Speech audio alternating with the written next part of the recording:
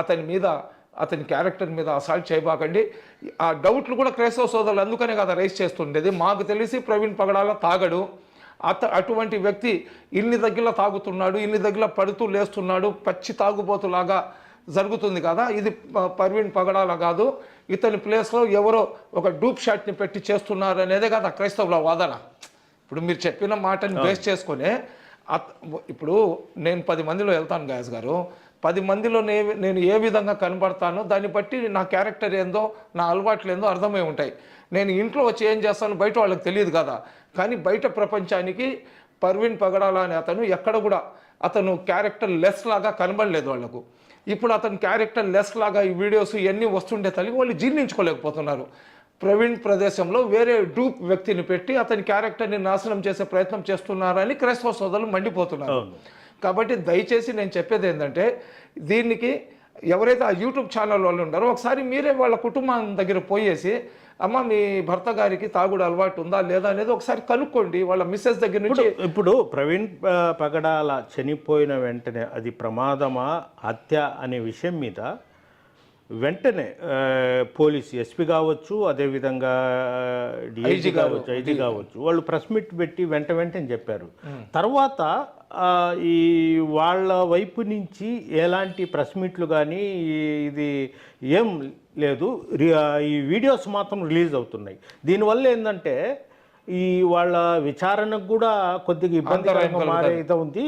ఈ మతాల మధ్యన ఒక గొడవ జరిగే అవకాశాలు ఉన్నాయి. అంటే ఇప్పటికే ఒక నెల్లూరు జిల్లాలో చూసుకున్నాం, ఎక్కడో రాజమండ్రి అక్కడ హైదరాబాద్లో జరిగితే నెల్లూరు జిల్లాలో నిన్న బుచ్చిరెడ్డిపాలెంలో వెంకటగిరిలో మొత్తం క్రైస్తవ సోదరులు మొత్తం ఆందోళనలు నిరసన కార్యక్రమాలు చేపడుతున్నారు. అదే నాకు చాలామంది మిత్రులు నాకు ఫోన్ చేస్తున్నారు. ఫోన్ చేసి మీరు కొద్దిగా జాగ్రత్తగా ఉండండి, ఎందుకంటే మీ పేరు బాగా ఒక పక్క నుంచి క్రైస్తవ సోదరులు, ఒక పక్క నుంచి హిందుత్వవాదులు కూడా మనం ఏదైతే అతనికి మాట్లాడినామో ఆ వీడియోస్లో మార్ఫింగ్లు చేసి రకరకాలుగా పెట్టేసి దానికి వైరల్ చేస్తున్నారు. మీ మీద కక్ష పెంచుకొని ఉన్నారని చెప్పి, నా మీద కక్ష పెంచుకొని నన్ను అపార్థం చేసుకునే వాళ్ళకి నేను ఒకటే చెప్తున్నాను. నేనైతే ఆ సంఘటన గురించి A to Z అన్ని ఛానల్లో స్పెషల్లీ ఆర్టీవీలో నేను చాలాసార్లు వివరించి ఉన్నాను. ఇంకా ఇంతకు మించి నేను ఏం చేయలేను. అదేవిధంగా మన సోదరుడు బ్రదర్ షఫీ గారు చాలా మంచి సెక్యులర్ వాది. అతను ఈ సబ్జెక్ట్లో చాలా పెద్ద పాత్ర తీసుకొని అతను చేస్తున్నాడు. అతను గతంలో చాలామంది ముస్లింలు చచ్చిపోయినా కానీ ఎవరి ముస్లింల ఎత్తుబడి దగ్గర పాపం అతను వచ్చిన పాపానికి వెళ్ళలేదు. గతంలో క్రిస్టియానిటీ గురించి, హిందూ ధర్మం గురించి డయాస్ల మీద నిలబడి రకరకాలుగా యేసు ప్రభు గురించి, హిందూ దేవీ దేవతల గురించి, శ్రీరామచంద్రుల గురించి ఓపెన్ ఛాలెంజ్ చేసి ఈ విద్వేషాలకి ఆజ్యం పోసిన వ్యక్తి ఇతని షఫీ గారు. పాపం ఈరోజు ఆయన పెద్ద మనిషి పాత్ర ఎత్తుకొని మా ముస్లిం సమాజము, మా ముస్లింలలో కొంతమంది ఉన్నారు, ముస్లింలు ఎవరు కూడా ఈ సబ్జెక్ట్లో మీరు అనుచిత వ్యాఖ్యలు చేయబాకండి, ఎవ్వరు ముస్లింలు అనుచిత వ్యాఖ్యలు చేయటం లేదు. షఫీ గారు మీరు మాట్లాడేటప్పుడు టోటల్ మీరు బాడీ కంట్రోల్లో పెట్టుకొని మాట్లాడండి. దయచేసి మీకు సంబంధం లేని విషయాల్లో మీరు తలదూర్చబాకండి. ఈ సబ్జెక్ట్లో మీ పాత్ర ఏంటంటే మీరు అక్కడికి వెళ్ళారు, మీరు అక్కడ పోయిన తర్వాత ఒక మానవత్వవాదిలాగా ఒక మనిషి చనిపోయినాడు, మీ మానవత్వం మీరు చూపించినారు. ఇక్కడ ముస్లిం సమాజం నుంచి ఎవ్వరు కూడా వీడియోలు పెట్టడం లేదు. వీడియోలు పెడతామన్న వాళ్ళని కూడా దయచేసి ఎవ్వరు ఈ సబ్జెక్ట్ గురించి మాట్లాడబాకండి, కనీసం కామెంట్లు కూడా చేయబాకండి అని చెప్పినాము. మీకు ఎవరైనా వీడియోలు పెట్టి ప్రవీణ్ పగడాల గారికి కానివ్వండి లేదా వేరే హిందూ సమాజాలకు కానివ్వండి ఈ సంఘటనలో ఎవరైనా మాట్లాడినట్లు మీ దగ్గర వీడియోస్ కానీ ఉంటే అవి నాకు పంపిస్తే అవి తీసుకొని నేను నెల్లూరులో పోయి ఎస్పీ గారితో కలిసి వాళ్ళ మీద కేసు పెడతాను. కాబట్టి దయచేసి మీరు సమాజంలో ఏదో మీరు అయిపోవాలని చెప్పి మీరు మాట్లాడే మాటలు ఇతర సొంత సామాజిక వర్గానికి ఇబ్బందికరంగా అనిపిస్తున్నాయి. మీ ప్రతి వీడియోలో కూడా మా ముస్లిం సమాజం నుంచి అడ్డదిడ్డంగా మాట్లాడుతున్నారు. ముస్లిం సమాజం నుంచి ఎవరు అడ్డదిడ్డంగా మాట్లాడటం లేదు. గతంలో అన్ని ధర్మాలను విమర్శించింది మీరే, క్రిస్టియానిటీని విమర్శించింది మీరే, అదేవిధంగా హిందూ ధర్మాన్ని కూడా విమర్శించి దేవి దేవతలను రకరకాలుగా మాట్లాడింది మీరే, క్రిస్టియానిటీ గురించి రకరకాలుగా మాట్లాడింది మీరే. మీరు రెచ్చగొట్టినారు కాబట్టి ప్రవీణ్ పగడాల ఇటువంటి వీడియోలు పెట్టానని కూడా అతని వీడియోస్లో చెప్పి ఉన్నాడు షఫీ గారు. మీతో కూడా అతను డిబేట్ చేసి ఉన్నాడు. కాబట్టి దయచేసి మీరు కంట్రోల్లో ఉంటే మంచిది అనిపిస్తుంది నాకు, మీ ఆరోగ్యానికి. దయచేసి ఈ వ్యవహారాన్ని మీరు ఇంతటితో ఆపేసి ఏదైనా డెబిట్స్లో పోయినప్పుడు మీరు బ్యాలెన్స్గా మాట్లాడండి. కానీ ముస్లిం సమాజంలో నుంచి చాలామంది ఏందేందో పెడుతున్నారని చెప్తున్నారు. మీరు చెప్పే మాటల్లో వాస్తవం అయితే నాకు కనబడటం లేదు. సబి గారు, ఇంకొకటి అంటే మీరు ప్రవీణ్ పగడాల అంటే మొహమ్మద్ ప్రవక్తను ఆ రోజు ఆయన అనుచిత వ్యాఖ్యలు చేసినప్పుడు మీరు కూడా తీవ్ర స్థాయిలో మాట్లాడారు. ఇది ఈరోజు చనిపోయిన వ్యక్తి గురించి మాట్లాడకూడదు అంటున్నారు. అలాగే అది ప్రమాదమా లేదంటే హత్య అనేది పోలీసులు తేల్చాల్సి ఉంది. ఈ తరుణంలోనే అతను మద్యం తాగి ఇదయ్యాడు, మద్యం కొన్నాడు, రకరకాలు వస్తున్నారు. వాళ్ళ కుటుంబాన్ని మీరు ఏం చెప్తారు? లాస్ట్గా ప్రజలకి ఏం చెప్పగలరు? నేను ప్రజలకు కానీ వాళ్ళ కుటుంబానికి కానీ నేను ఒకటే చెప్తున్నా, ఒక మంచి వ్యక్తి చనిపోయిన తర్వాత ఆ మంచి వ్యక్తి మీద నిందలు వేసేవాళ్ళు చాలామంది ఉంటారు. మీ బైబిల్ ప్రకారం మీ యేసు ప్రభు కూడా ఎన్నో నిందలను అతను తన నెత్తి మీద వేసుకొని దాని తర్వాత ఏదైతే క్రిస్టియానిటీ ఉందో దాన్ని అతను జనాల్లోకి తీసుకొని వెళ్ళాడు. అదేవిధంగా ఇతను ఎన్నో మంచి కార్యక్రమాలు చేసి ఉన్నాడు. మంచి కార్యక్రమాలు చేసే తరుణంలో అతను చాలామంది మనుషులు కూడా బాధ కలిగించే విధంగా మాట్లాడి ఉన్నాడు. కాబట్టి మనిషి బ్రతికి ఉన్నప్పుడు ఒక డెబిట్ జరిగినప్పుడు 1,00,000 డిస్కషన్లు జరుగుతాయి.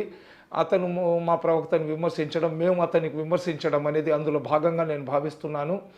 మీరు మనశ్శాంతిగా ఉండండి. మీ యేసు ప్రభు యొక్క చల్లని ఆశీస్సులు దీవెనలు వేళ మీ మీద ఉంటాయి. మీరు మీ భర్త గారు చనిపోయిన రోజు మీరు ఆ చర్చిలో మీరు మాట్లాడిన మాట ఏదైతే యేసు ప్రభు గారు ఎదుటి మనిషిని క్షమించడమే మాకు నేర్పించినారు తప్ప ప్రతీకారం అనేది మాకు నేర్పించలేదు అనేది ఈ సమాజం చాలా రోజుల పాటు మీరు చెప్పిన ఆ మాటలను వాళ్ళ గుండెల్లో పెట్టుకునే ఒక మంచి ఉన్నతమైన స్థాయి మాటలు మీరు మాట్లాడారు. అదేవిధంగా నేను వేరే ప్రజలు ఎవరైతే ఉండారో క్రైస్తవ సోదరులు కానివ్వండి, హిందూ సోదరులు కానివ్వండి, ముస్లింలు కానివ్వండి, చచ్చిపోయిన మనిషిని బ్రతికించి తీసుకొని వచ్చే సత్తా మీకు మాకు ఎవరికి లేదు. కానీ చనిపోయిన వ్యక్తికి న్యాయం జరగాల. ఏ విధంగా అతను చనిపోయినాడు ఆ విధంగా ఇతరులకు జరగకూడదు. ఏ రకంగా అయినా కానీ సమాజానికి ఒక గుణపాఠం రావాలా అనే రీతిలో మనం వ్యవహరించాలా. అతనికి యాక్సిడెంట్ అయ్యి చచ్చిపోయి ఉంటే ఏ విధంగా యాక్సిడెంట్ అయింది, ఈ విధంగా అతను తాగి వచ్చిన దానివల్ల అయిందా లేదా ఎవరైనా దీన్ని డ్రామా చేస్తున్నారా? ఒకవేళ అతను తాగేసి ఏదైతే వీడియోలు చెప్తున్నాయో అవన్నీ కానీ నిజం కానీ అయితే మద్యానికి దూరంగా ఉండాలా. మద్యం సేవించిన దానివల్ల ప్రాణాలు కోల్పోతామని ఒక సందేశం మాకు దొరుకుతుంది. అలా కాకుండా ఎవరైనా కానీ చంపేసి కానీ ఉంటే ఎవరైనా తమ మతం గురించి 10 మందికి సేవ చేసే వాళ్లను ఎవరైతే సమాజాన్ని నాశనం చేసే చీడ పురుగులు ఈ విధంగా చంపేస్తారనే ఒక మెసేజ్ మనకు అందుతుంది. కాబట్టి అది ఈ 2 రకాలు కూడా సమాజానికి ఉపయోగపడుతుంది. కాబట్టి మనం అందరం కూడా ఎవరైతే నిజమైన దోషులు ఉన్నారో, నిజమైన వాస్తవాలు ఉన్నాయో అవి వెలుగులో రావాలో, ఎటువంటి ఆటంకాలు లేకుండా అని చెప్పి ఆ దేవుడి దగ్గర ప్రార్థిద్దాము. అదేవిధంగా ప్రవీణ్ పగడాల వాళ్ళ కుటుంబానికి మనశ్శాంతి కలగాలని, అదేవిధంగా ప్రవీణ్ పగడాల గారికి ఆత్మశాంతి కలగాలని కోరుకుంటున్నా. ఏదైతే ప్రవీణ్ పగడాల గారు ఒక బైబిల్ కాలేజ్ కట్టాలని చెప్పి అతను కోరుకున్నాడో, ఎవరైతే పాస్టర్లు ఈరోజు క్రిస్టియానిటీని రక్షిస్తాము, ప్రవీణ్ పగడాల గారి ఆశయాలను సాధిస్తామని చెప్పి యూట్యూబ్ ఛానల్లో కూర్చొని రకరకాలుగా డెబెట్లు ఇస్తున్నారు, కేఏ పాల్తో సహా. వీళ్ళందరూ కూడా నేను రిక్వెస్ట్ చేస్తున్నా. నాకు తెలిసి ఒక 1500-2000 మంది పాస్టర్లు దీని మీద కెమెరా కనబడితే చాలు వాళ్ళు వచ్చి చాలా బ్రహ్మాండంగా వాళ్ళకు నచ్చిన విధంగా జనాలు వాళ్ళకు మెచ్చుకునే విధంగా ప్రవీణ్ పగడాల కోసం మేమేమైనా చేస్తామంటున్నారు కదా.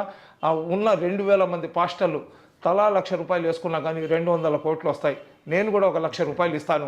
ఈ డబ్బులు తీసుకొని ప్రవీణ్ పగడాల పేరు మీద అక్కడ ఒక పెద్ద బైబిల్ కాలేజో లేకపోతే ఒక పెద్ద యూనివర్సిటీ అయినా కట్టవచ్చు. మీరు ఆ వైపుగా కానీ పోతే ప్రళయం వచ్చేదాకా అతని పేరు మీ క్రిస్టియానిటీలో కాదు సొసైటీలో కూడా సజీవంగా ఉంటుంది. ఆ విధంగా పోండి, కానీ విద్వేషాలు రెచ్చగొట్టే ప్రయత్నం మటుకు చేయబాకండి. అస్సలాము అలైకుం.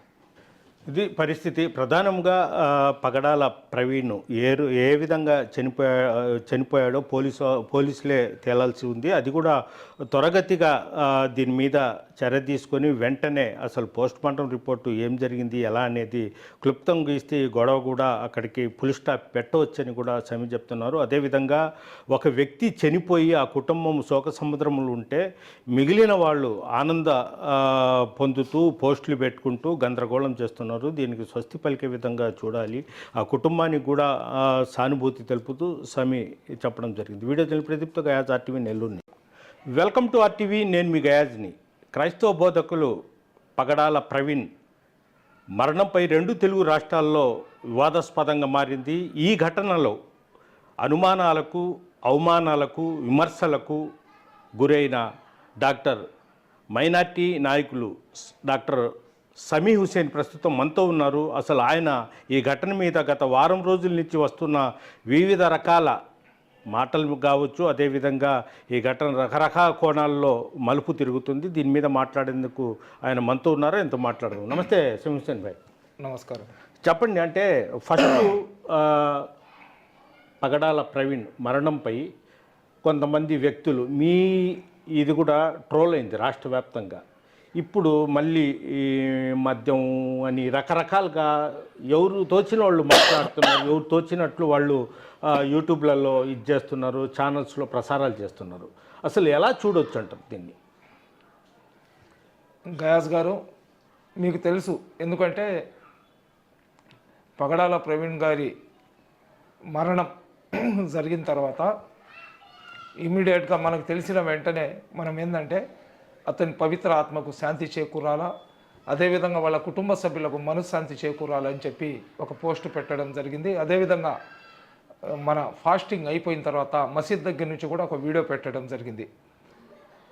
అయితే ఆ సంఘటన జరిగిన కొత్తలో కొంతమంది అతనికి నాకు జరిగిన ఏదైతే వివాదం ఉందో దాని మీద అతను మొహమ్మద్ ప్రవక్త అనుచిత వ్యాఖ్యలు చేయడము, అదేవిధంగా నేను క్రిస్టియానిటీలో ఉన్న జీసస్ గారి గురించి అనుచిత వ్యాఖ్యలు చేయడానికి మా ఇస్లాం మాకు అంగీకరించదు కాబట్టి అతను చేసిన వ్యాఖ్యలను నేను తట్టుకోలేక అతనికి దూషించడము, ఈ సంఘటనలంతా జరిగినాయి. జరిగిన తర్వాత అతను ఒక వీడియో పెట్టాడు. ఏమని వీడియో పెట్టాడంటే, వెటకారంగా ఈ విధంగా సమీ గారు, మీరు మీ ముస్లిం జిహాదీల నుంచి నన్ను కాపాడండి, నా మీద జిహాద్ ప్రకటించబాకండి, నన్ను చంపబాకండి, నన్ను చంపేస్తారేమో భయంగా ఉందని చెప్పి ఒక ఇది పెట్టి నేను క్షమాపణ కోరుకుంటాను అన్నాడు. దాని తర్వాత అతను క్షమాపణ కూడా కోరుకుంటూ వీడియో పెట్టి మళ్ళీ అందులో కూడా వెటకారంగా మాట్లాడాడు. మాట్లాడిన తర్వాత అతను క్షమాపణ కోరుకుంటూ మాట్లాడిన 3 నిమిషాల బిట్ని కట్ చేసి అంతవరకే మనం సోషల్ మీడియాలో పోస్ట్ చేసి పగడాల ప్రవీణ్ గారు మొహమ్మద్ ప్రవక్త మీద చేసిన అనుచిత వ్యాఖ్యలకు గాను అతను క్షమాపణ కోరుకున్నందుకు ధన్యవాదాలు తెలుపుతున్నామని చెప్పి ఆ సబ్జెక్ట్ని అక్కడితో మనం ఎండ్ చేసేసినాం. ఈ పగడాల ప్రవీణ్ గారు మొహమ్మద్ ప్రవక్త గురించి మాట్లాడిన సందర్భంగా చాలామంది క్రైస్తవ సోదరులతో మనం ఈ విధంగా మాట్లాడాడంటే, క్రైస్తవ సోదరులు కూడా పగడాల ప్రవీణ్ గారు మాట్లాడింది తప్పు, అతను ఈ విధంగా మాట్లాడకూడదు, అతను క్రిస్టియానిటీకి సరిగ్గా అర్థం చేసుకోలేదని వాళ్ళు కూడా వీడియోలు పెట్టినారు. క్రిస్టియానిటీలో నుంచి వ్యతిరేక